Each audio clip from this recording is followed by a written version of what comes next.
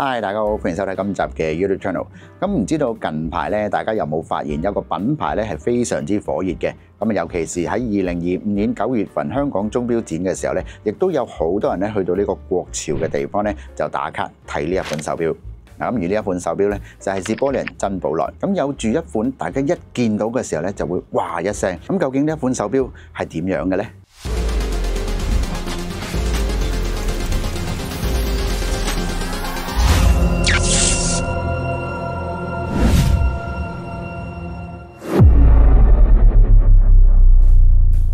咁珍寶來咧就係國內嘅一個小眾品牌，咁佢主打嘅款式錶款咧都加入咗好多一啲關於太空科幻設計元素喺裏邊。咁啊，例如之前有推出過嘅呢一個航天火箭啦、命運之輪、鑽子同埋呢一個星際發動機。咁而每一款外形咧都係非常之有個性同埋好突出。咁而每一款嘅手錶咧都係少量生產，咁絕對咧就一定唔會令大家失望。咁之後咧又再推出咗呢一個星鏈嘅錶盤上邊，咁有住一個非常之吸引眼球嘅設計。咁有呢一個月相啦、空間站，同埋之前只有喺古董手錶裏邊咧先見過嘅一啲叫做芝麻鏈。咁啊，用翻嗰個金句啦，就係只有你諗唔到，但係冇做唔到嘅事。咁而今日我所介紹嘅呢一款呢，係另外一款更加好玩同埋更加獨特嘅一個手錶款式。即刻睇下今日所介紹嘅呢一款。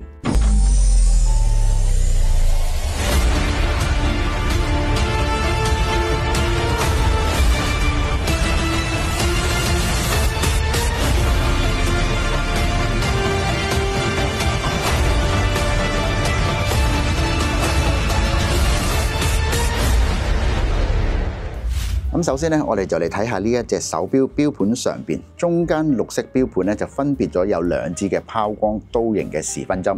咁我哋再將呢一個視野咧，就慢慢拉遠啲俾大家睇下呢個手錶。可以見到有12個好特別嘅齒輪刻度，再加上一條好似金屬蛇形嘅設計，停留咗喺呢個錶面上邊。咁啊，睇落去咧就好似平平無奇，類似一個裝飾咁樣。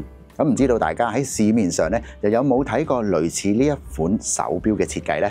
咁而呢一款手錶咧，當你真係見到實物嘅時候咧，你一定會哇一聲，因為點解呢？因為喺我手錶嘅兩點位置有個把的，當你一按落去嘅時候咧，你就會完全俾呢一個設計咧深深咁吸引住。當然呢一條金蛇咧就唔會不停咁去走動，佢係需要手動上鏈。咁而上鏈嘅位置咧就喺呢一個錶圈上邊啦。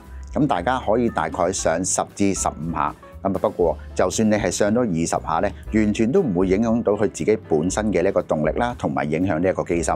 咁因為珍寶來嘅呢一個設計咧，本身就分開兩個唔同嘅組件。咁而呢一條蛇上滿鏈嘅時候咧，可以走動嘅時間就係45秒。咁而大家可能就會問一個問題啦，咁點解唔會係1分鐘呢？咁而呢個問題咧，我曾經都有問過。其實珍寶來喺設計呢一個金蛇出動嘅時候咧，嘗試咗無數次分別喺唔同嘅時長走動，咁最後咧時間就決定於喺45秒。咁原因咧就係因為個速度整體嚟講咧，就令大家會睇得舒服啲，唔會太快，亦都唔會太慢。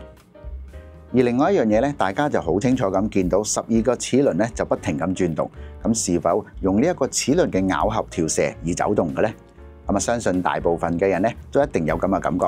咁事實上邊咧，珍寶來厲害之處就係呢一個設計超前之外啊，仲好細心。咁就係考慮到呢一個勞損嘅問題。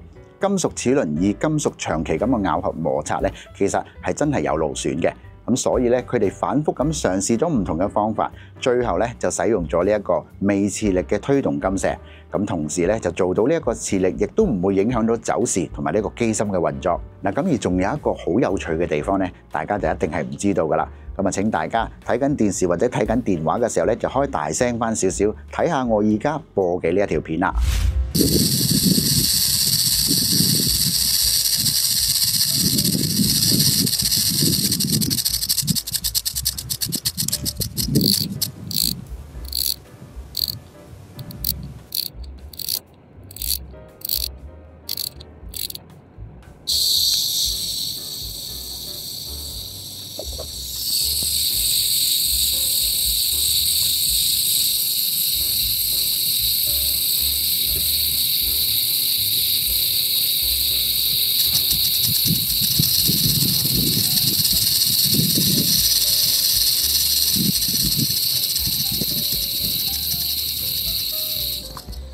咁睇完呢條片之後呢，其實珍寶來啊，我覺得真係掂呱呱㗎啦。點解呢？因為佢仲要做埋呢一個好似響尾蛇嘅聲音嗱。咁而呢一度呢，大家唔知會覺得呢一個小眾品牌呢，竟然可以有如此嘅心思，咁真係匪夷所思。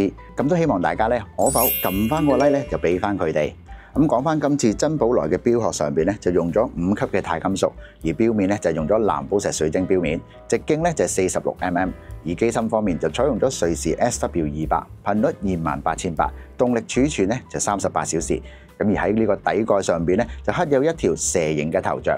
咁而錶帶咧就係採用咗呢一個佛像膠帶，混合咗有彈性嘅魔術鐵錶帶。咁而戴上手嘅時候咧，就可以因應翻手腕唔同嘅大細咧，就適合翻呢一個尺寸嘅。嗱，咁再講多一個秘密俾大家知，咁就係我自己親身嘅體驗。咁喺呢一個2025年9月份嘅香港鐘錶展期間咧，好多人都係慕名而嚟睇呢一款手錶。咁但係喺好多途人裏邊咧，都不停咁去撳啦、上鏈或者係不停咁去玩，起碼超過600次。咁但係呢一隻手錶上邊嘅金石運作咧，依然嘅動力都係絲滑無比。咁而一個品牌珍寶來成立於喺2021年。到而家2025年不到5年嘅時間，就已經創造出好多令人尋味嘅手錶。咁仲有一隻就係今次首次同呢一個 Harry Potter 魔法世界聯名合作嘅，推出一款叫做冰晶態嘅蛇錶，更加係一絕。可以話呢一個品牌嘅手錶可能都仲未做到一個巔峰之作，就已經係一夜成名。咁可想而知，珍寶來嘅呢一個設計突破咗傳統、前衛同埋佢嘅勇敢同堅持。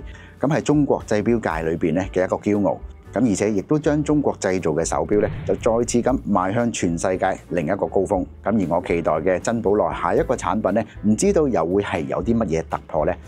咁故事就講到呢度啦，多謝大家嘅收睇。咁如果大家對我以上所介紹嘅呢一款蛇形手錶感興趣嘅話咧，不妨去翻我哋佐敦裕華國貨嘅中國國錶國潮裏邊咧，就詢問翻有關嘅詳情。咁而喺外國嘅朋友咧，就不妨 click 翻以下條 link 咧，就上翻去揾翻你哋自己心水嘅手錶。咁記得 subscribe、comment、like and share。臨走之前咧，就撳翻個鐘仔，等我哋 update 最新嘅資訊嘅時候咧，你就收到最新嘅消息啦。好，又係時候同大家講再見，拜。